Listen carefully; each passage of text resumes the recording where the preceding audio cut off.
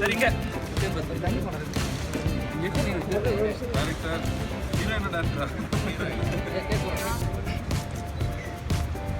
யார் first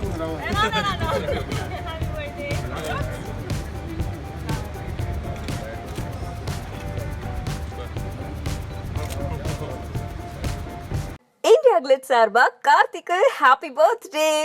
okay, இன்னைக்கு நம்ம கார்த்தி ஏகப்பட்ட பிளான்ஸ் வச்சிருக்காரு. காலையில 11 இருந்து 3 மணி வரைக்கும் பயங்கர பிஸியா இருக்கிற நம்ம கார்த்தி அப்படி என்னென்ன வேலைகள் செய்யறாரு அப்படின்னு பார்த்தா, கவர்மெண்ட் ஹாஸ்பிட்டல்ல போர்வை கொடுக்கறது, சின்ன குழந்தைங்களுக்கு அன்னதானம், முதியோர்களுக்கு அன்னதானம், கோவில்ல அன்னதானம், அதுக்கப்புறம் தண்ணீர் பந்தல் திறப்பு விழா, அந்த மாதிரி ஏகப்பட்ட பொதுநல விஷயங்கள்ல கலந்துக்கிற நம்ம கார்த்தி அவரோட பிறந்த நாளுக்கு நம்ம எல்லாருக்கும் ஒரு பெரிய கிஃப்ட் கொடுத்திருக்காரு. என்ன அது அப்படின்னு கேட்டா, காஷ்மோரா திரைப்படத்தோட ஃபர்ஸ்ட் லுக் செம்ம கியூட்டா இருக்கிறாரு.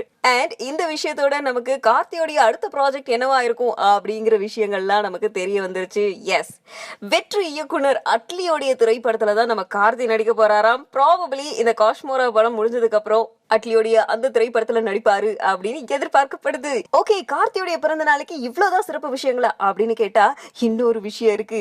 கார்த்தி ட்விட்டர் அக்கௌண்ட் ஓபன் பண்ணிருக்காரு. அவருடைய ரசிகர்கள் கூட சந்தோஷமா பேசுறது, உரையாடுறது, அவருடைய போஸ்ட் எல்லாம் ஷேர் பண்றதுன்ற நல்ல விஷயங்கள்லாம் செய்யணும் அப்படிங்கிற ஒரு எண்ணத்தோட தான் இந்த ட்விட்டர் அக்கௌண்ட் ஆரம்பிச்சிருக்காரு. சோ இது வரைக்கும் யாராவது கார்த்தியை ஃபாலோ பண்ணிட்டு இருக்கோம் அப்படின்னு நினைச்சீங்கன்னா அது கார்த்தியே கிடையாது. இன்னையில இருந்து தான் நம்ம கார்த்தி ஒரிஜினல் அக்கௌண்ட்டை ஓபன் பண்றாரு.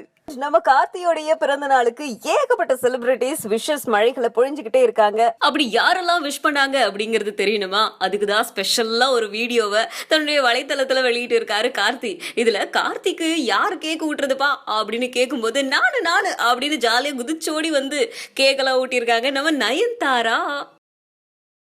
சதீஷுங்கிறவரும் கவினுங்கிறவரும் பாபி எல்லாருமே ஒன்று சேர்ந்து ஃபுல்லாக ஸ்பாட்டில் குடிச்சிட்டு அவங்க பண்ண அட்டகாசம், அன்றைக்கி தெரியாது இன்றைக்கி ஒரு இவ்வளோ பெரிய ஹீரோவாக வருவார்னு தெரியாது. அன்றைக்கி அவங்க பண்ண அட்டகாசத்தினால அந்த படப்பிடிப்பு நிறுத்தப்பட்டுச்சு.